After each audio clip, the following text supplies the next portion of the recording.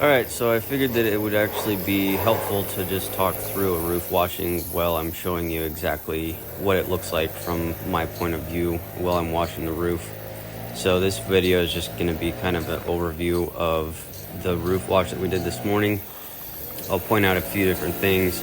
There's actually another video that I just released a few minutes ago actually that goes over this roof and some of the issues that I saw on the roof. It's a good idea to do before and after pictures, do your walkthrough before, identify any type of problems with the roofing material itself. So you can go back and take a look at that video if you want to, but I just quickly cover shingle curl, boots cracking, different things that you can look for, indicators that the roof needs to be replaced.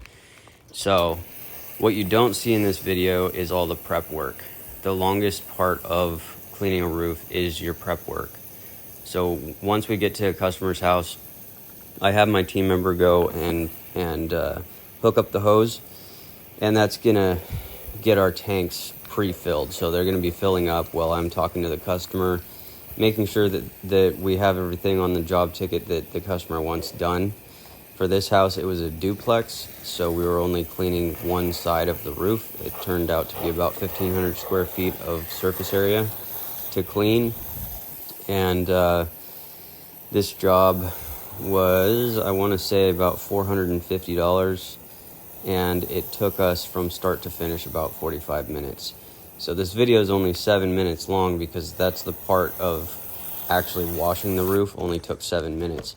So as you can see just from that, the setup, the tear down, talking to the customer, handing out flyers and all that takes more time than actually washing the roof itself. So anyway, as I was saying, you roll up, I have my team member hook up the hose, get water flowing into our tanks, get those all filled up.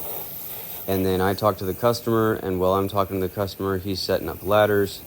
He's going around the roof, brushing off with a nylon brush any moss that is on the roof, any large chunks. We don't do really invasive brushing because it destroys the roof shingles. So we don't use metal brushes, we use nylon, and generally we just pay attention to the areas that have large clumps of moss that can be easily knocked off. So we'll knock those off, blow the roof off, get all the loose debris out of there, and prepare everything to be washed.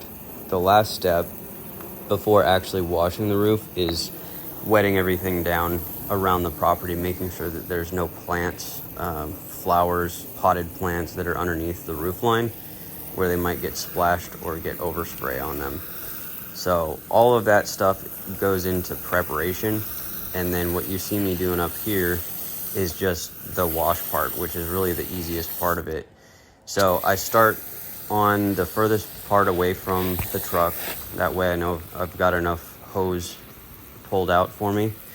And I generally start on the top of the roof and kind of let stuff just, let the solution just fall down the roof. The reason I do this is try not to get a whole lot of overspray or flow going into the gutters, because the more of the solution that ends up in the gutters, the less it's actually doing for the roof, and the more danger you run having that flow out into plants or their property, underground drainage systems, etc. So I start high, let it kind of just flow down the roof like you see right here, and then I will spritz the areas down below like you see right here, where I'm just kind of getting that wet down there, and that's going to help the solution continue to flow down the roof as I work my way down.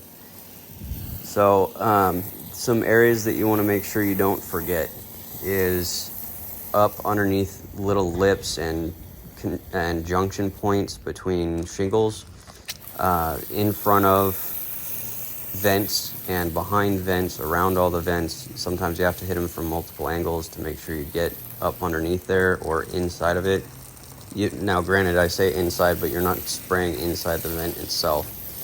You're getting inside crevices that are around the vent. So then I do top to bottom.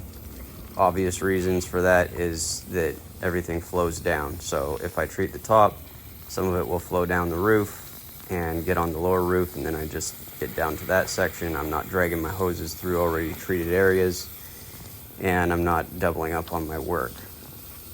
This roof is a pretty low pitch, so I don't actually have a roofing harness on here. When you do have a roofing harness on though, which is always recommended, you are going to have more ropes to keep track of. So you see me here kind of kicking my hose out of my way, and finally I just move it off the roof. When you have a rope on and you're dealing with your roping harness and the rope tail, unless you have a retractable lanyard, you got to be careful about getting all tied up in those ropes.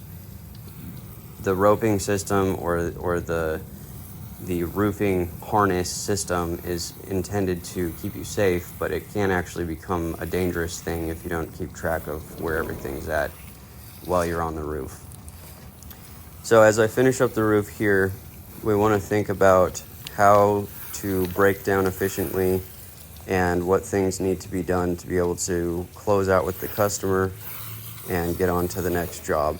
So my team member down below is prepping the truck, getting stuff ready to put back on. We turn the water off when we're about halfway done with a roof like this. That way we're not rolling around with tons and tons of gallons of water. And then as soon as I get down off this ladder, he puts the ladder away, puts the hoses away while I close out with the customer. So hopefully this kind of walkthrough is kind of helpful for you to see what it actually looks like. If you have any questions or comments, please put them down below. And any suggestions or requests for videos in the future, like and subscribe, and come back for more videos just like this.